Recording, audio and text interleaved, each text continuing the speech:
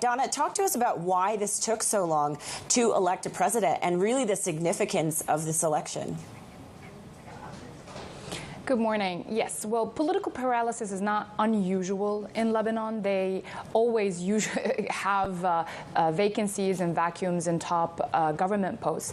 But this time around, it took 2 years because Hezbollah and its allies were insisting on a single candidate, and the Lebanese and other lawmakers couldn't agree on or couldn't come to a consensus on a single candidate. Now, this is more urgent this time around after the war between Hezbollah and Israel, and now Lebanon is, of course, gearing up to elect a new president. This is crucial today because Hezbollah and its allies, and consequently Iran, is much weaker now in Lebanon. Its influence has definitely shrunk.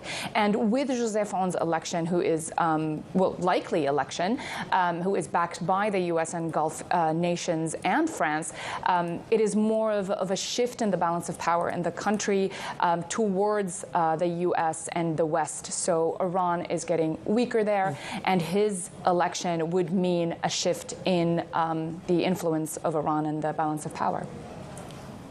And Donna, we mentioned the leading candidate there, but are there other candidates of significance that potentially the markets are paying close attention to? It seems yesterday many of the lawmakers and the parliamentary blocs came out and said we want to vote for Joseph Aoun. And while IMF's official Jihad Azour's name was actually being circulated around, especially with Christian groups, it seems they are now going to vote for Joseph Aoun. We saw U.S. envoys. We saw the French envoy, Jean-Yves Le Drian, who's still in Beirut.